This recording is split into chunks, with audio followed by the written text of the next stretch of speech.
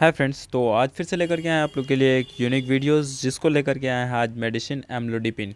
ठीक, आज बात करने वाले हैं एम्लोडिपिन के बारे में कि एम्लोडिपिन कहाँ यूज़ किया जाता है, किस कंडीशन में दिया जाता है और कौन कौन सी डिजीज़ को ये कंट्रोल करता है। ठीक है, तो वो सारी चीज़ बताऊँगा मैं डिटेल में।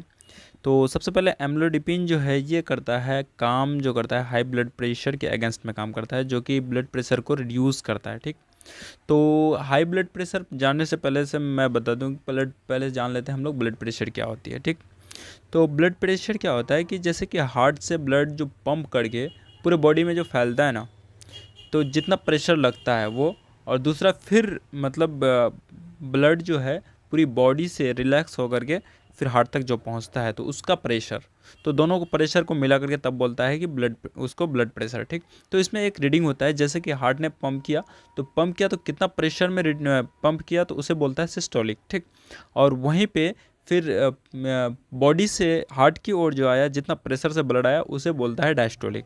ठीक, तो इन दोनों की अगर रीडिंग की बात किया जाए ना, तो नॉर्मल ब्लड प्रेशर की अगर बात किया जाए तो उसमें सिस्टोलिक 120 और डायस्टोलिक 80 होना चाहिए। ठीक, तो ये दोनों रीडिंग अगर 120 और 80 होता है तो ये मतलब कि ब्लड प्रेशर नॉर्मल है। ठीक, तो अब जान लेते हैं हाई ब्लड प्रेशर क्या होता है। तो हाई ब्लड प्रेशर यही चीज़ जैसे सिस्टोलिक मैंने बताया, तो वो अगर 140 से एबव और डायस्टोलिक जो है वो 90 से एबव जाता है तो उसे हाई ब्लड प्रेशर कहते हैं। ठीक है ना, तो ये तो समझ गए कि ब्लड प्रेशर।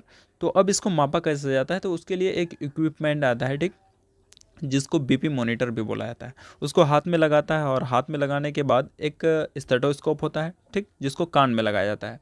कान में लगा करके कैसे उसको चेक किया जाता है, एक देखिए मशीन लगाया, हाथ में लगाया जाता है बाजू में। ठीक, बाजू में लगाने के बाद उसमें हवा से पंप करके हवा भराया जाता है। उसका जो मीटर होता है, तो मीटर में उसका कांटा उठता है। ठीक, जो कि 180 200 तक कोई कोई पहुंचा देता है। ठीक, अक्सर डॉक्टर के यहाँ देखे होंगे। ठीक, तो वहाँ पे क्या होता है, जैसे ही उसका प्रेशर बना दिया, प्रेशर बनाने के बाद आला जो है वो आपको वेन में रखेगा और दूसरा कान में लगाएगा। ठीक, तो वहाँ पे क्या होता है, प्रेशर का जो जो हवा का प्रेशर दिया था, ठीक, तो उसमें एक नट के जरिए से उस प्रेशर को मतलब ढील किया जाता है ताकि वो जो हवा है वो धीरे धीरे पास हो। ठीक, तो उसमें क्या होता है, जैसे पास करते समय ना, जैसे ही नट ढीला करता है तो उसमें इस तरह का आवाज़ आता है, जैसे इस तरह का आवाज़ आता है। ठीक, तो जैसे ही वो आवाज़ किसी एक रीडिंग में जैसे कि मतलब रुक जाता है और वहाँ पे से आवाज़ आने लगती है, घट घट घट घट घट घट घट, इस तरह से जब आवाज़ आने लगता है तो उस रीडिंग को याद रखता है डॉक्टर। जैसे कि मान लेते हैं स्टार्ट किया था, प्रेशर 180 तक पहुँचाया था। ठीक है, तो 180 से जैसे ही मतलब लूज़ किया, लूज़ करने के बाद आवाज़ जो है वो आपको मान लेते हैं 120 पे स्टार्ट हो गया, जैसे कि डग डग डग डग का आवाज़ स्टार्ट हो गया। वही चीज़ वो फर्स्ट रीडिंग वो जो सिस्टोलिक हो गया, उसके बाद दूसरा रीडिंग जैसे ही वो डग डग डग डग डग डग जहाँ बंद होता है, ठीक, मान लेते हैं कि वो 80 में बंद होता है। ठीक, बंद हुआ तो 80 हो गया डायस्टोलिक।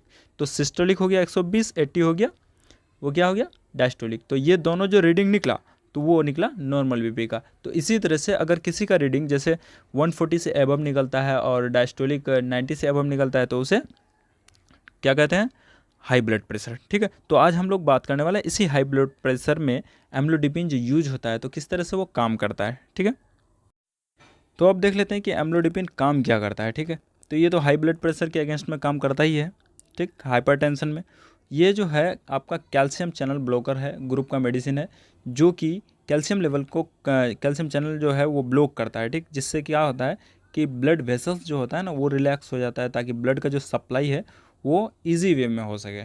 ठीक है, ताकि ब्लड जैसे ही हार्ट से पंप किया, तो हार्ट से पंप करने के बाद उसके लिए तो वेन होगा ना, तो ब्लड जो वेसल्स होता है तो उसमें ईजी से ब्लड मतलब सप्लाई हो सके। ठीक है, तो उसको रिलैक्स करता है। उसके साथ साथ इसका ना कुछ पॉपुलर ब्रांड है, जैसे कि आप देख सकते हैं एम्लोकाइन हुआ, एम्लोप्रेस हुआ, एम्लो हो सकता है कि आपके जगह कोई दूसरा ब्रांड नेम अवेलेबल हो, लेकिन इसके अंदर के इंग्रेडिएंट की अगर बात किया जाए तो वो एम्लोडिपिन होगा। ठीक, तो यूजेस को डिटेल में देख लेते हैं आप कि कहाँ कहाँ यूज़ करते हैं। तो ये तो देख लिए कि हाई ब्लड प्रेशर में यानी हाइपरटेंशन में यूज़ करते हैं। उसके साथ साथ जैसे कि इस मेडिसिन को यूज़ कराया जाता है, जैसे ब्लड प्रेशर हाई होने के कारण हार्ट स्ट्रोक जो आ सकता है तो उसको कंट्रोल करने के लिए वो नहीं हो, इस वजह से इसको यूज़ करते हैं। उसके बाद कोरोनरी आर्टरी डिजीज़ में भी इसका यूज़ करता है। उसके बाद चेस्ट पेन यानी एंजाना, एंजाना में क्या होता है कि मतलब हार्ट में ना, हार्ट का मसल्स में पेन होने लगता है। ठीक, तो उस पेन को कम करने के लिए भी इसका यूज़ कराया जाता है। लेकिन सारा का रीज़न जो मतलब होता है ना ये सारी प्रॉब्लम का, तो वो होता है हाई ब्लड प्रेशर के कारण, ठीक है ना। और अब देख लेते हैं एम्लोडिपिन का डोज कि किस किस कंडीशन में कितना डोज दिया जाता है। तो पहले इसका स्ट्रेंथ जान लेते हैं, ठीक, जो कि आपको 2.5 mg, 5 mg और 10 mg स्ट्रेंथ में अवेलेबल होता है। और इसकी जो डोज़ की बात किया जाए ना, तो वो डिपेंड करता है डॉक्टर पे कि सिविरिटी कैसा है नहीं है। उस सिविरिटी को देखते हुए इस डॉक्टर जो है ना इसको प्रिस्क्राइब करते हैं, ठीक है। तो उसके साथ साथ कुछ इसका साइड इफ़ेक्ट भी है, जैसे कि स्वेलिंग फीट में या फिर एंकल में आ जाएगा, ठीक है। साथ में डेजीनेस वाला प्रॉब्लम हो सकता है, या फिर आपका बहुत तेज़ी से जो ब्लड प्रेशर है वो लॉस हो सकता है, यानी कि इसका यूज़ करने से आप कंटिन्यू यूज़ करेंगे तो ऑब्वियसली तो ब्लड प्रेशर डाउन होगा ही, ठीक है ना। और फेस में रेडनेस या फिर ब्रेथ में शॉर्टनेस आ जाना, या फिर गम जो है मसूड़े में जो ब्लीडिंग आ जाना, तो इस तरह के कुछ साइड इफ़ेक्ट है। अगर ऐसा कुछ भी होता है तो आप अपने डॉक्टर से ज़रूर से कंसल्ट कर लें एक बार। पहले तो मेडिसिन को रोक देना है, उसके बाद डॉक्टर से कंसल्ट कर लेना है, ठीक है फ्रेंड्स। तो ये थी टोटल एम्लोडिपिन की कुछ जानकारियाँ। तो ऐसा अगर कोई भी प्रॉब्लम होता है तो मेडिसिन को पहले रोक देना है, उसके बाद डॉक्टर से ज़रूर से कंसल्ट कर लेना है। और वैसे भी कोई भी मेडिसिन लेने से पहले ना अपने डॉक्टर से ज़रूर कंसल्ट कर लें। और ये मेडिसिन जो है विदाउट प्रिस्क्रिप्शन नहीं लेना चाहिए, क्योंकि देखिए कैल्शियम चैनल ब्लॉकर हार्ट से रिलेटेड प्रॉब्लम को ये ट्रीट करता है। हो सकता है कि इसका लोड हाई डोज या फिर मिस डोज जो अगर कर सकते हैं तो उसका फिर बहुत ज़्यादा नुकसान हो सकता है। तो आई होप कि कोई भी मेडिसिन जो है वो आप लोग बिना डॉक्टर के प्रिस्क्रिप्शन का नहीं लेना है, ठीक है फ्रेंड्स। ये सिर्फ नॉलेज के लिए वीडियो है, ओके।